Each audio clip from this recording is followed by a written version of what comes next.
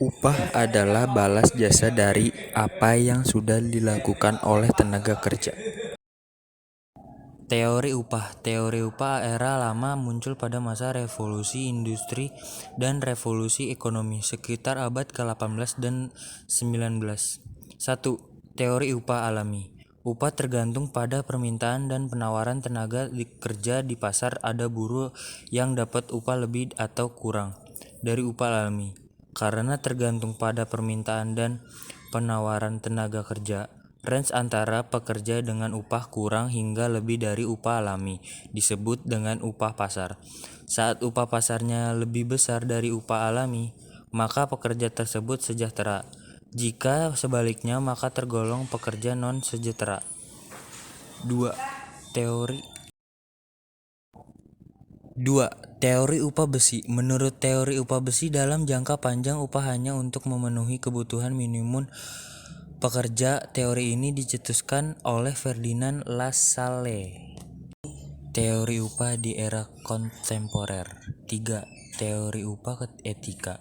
Upah tidak hanya perlu memenuhi kebutuhan pekerja, tapi juga kebutuhan keluarganya. Lalu jika beban keluarganya semakin bertambah, maka upahnya pun meningkat. 4. Teori upah diskriminasi. Teori upah ini berpendapat bahwa upah yang diberikan kepada para pekerja berbeda-beda yang kesengajaan diskriminasi. Jadi, ada yang mendapatkan upah lebih rendah tapi ada pula yang mendapatkan upah lebih tinggi. Macam-macam upah. Sistem upah satuan waktu. Sistem upah satuan waktu berarti upah dibayarkan berdasarkan lamanya jam kerja seperti per jam, per hari, per minggu, atau per bulan. Upah per jam biasanya diberikan kepada pekerja part-time. Semakin banyak jam kerja, maka semakin besar upah yang diterima.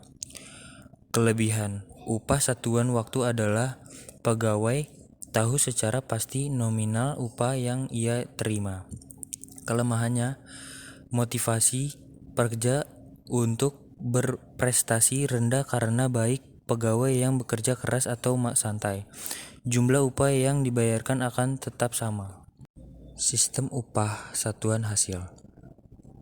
Upah ditentukan oleh capaian hasil kerja seperti jumlah hasil produksi yang tercapai. Contohnya, seorang buruh pabrik bekerja memasang kancing dengan upah 500 perak rupiah per kancing. Semakin banyak kancing terpasang, maka upah yang didapatkan semakin besar. Kelebihan sistem ini adalah motivasi kerja meningkat karena semakin banyak bertambah. Namun, kekurangannya kualitas dapat terbengkalai karena pekerja mengajar kuantitas dalam produksi. Kelemahan, namun kekurangannya adalah karena demi mengajar kuantitas, jadi kualitas pekerja diabaikan. Sistem upah borongan. Sistem upah borongan perhitungan upah berdasarkan satuan unit pekerjaan secara menyeluruh. Contohnya, proyek pembangunan rumah sampai selesai akan dibayar 100 juta, maka pemborong akan mempercepat proses pengerjaannya agar keuntungan menjadi lebih banyak. Kelebihan, rata-rata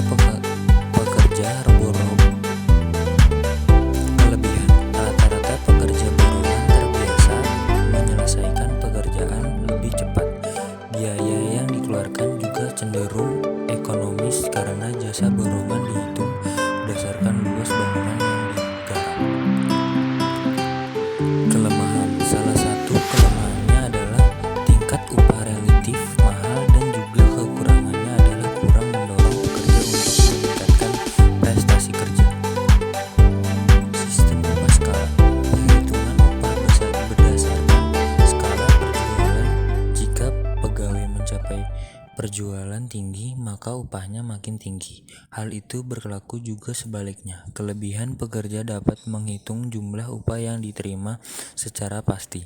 Kekurangan, kelemahan sistem upah ini adalah kurang mendorong pekerja untuk meningkatkan prestasi kerja karena tidak ada perbedaan jumlah upah yang diterima pekerja yang rajin dan pekerja yang tidak rajin.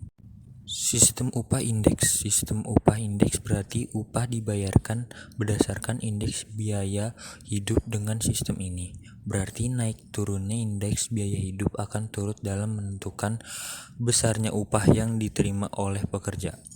Kelebihan: pekerja yang hidup di daerah yang memerlukan biaya hidup yang tinggi akan mendapatkan upah yang tinggi. Kekurangan: sebaliknya, pekerja yang hidup di daerah yang tidak memerlukan biaya hidup yang tinggi maka akan mendapatkan upah yang rendah. Sistem upah premi. Premi merupakan upah tambahan atau bonus bagi pegawai yang bekerja lebih baik. Sistem ini biasanya dibuat untuk meningkatkan produktivitas kerja para pekerja. Tetap digaji dengan sistem upah satuan hasil atau satuan waktu. Kelebihan: adanya upah khususnya yang hanya dimiliki karyawan yang memiliki prestasi. Kekurangan: hanya pekerja yang memiliki motivasi tinggi saja yang dapat upah premi. Upah minimum. Upah minimum adalah batas upah bulanan terendah. Upah ini sudah terdiri dari upah pokok dan tunjangan tetap. Upah ini berfungsi sebagai jaring pengaman yang ditetapkan oleh pemerintah untuk tenaga kerja. Penentuan upah minimum regional atau provinsi didasarkan pada indeks harga konsumen, kebutuhan minimum, perluasan kesempatan kerja, perkembangan perusahaan, dan tingkat perkembangan ekonomi regional dan nasional.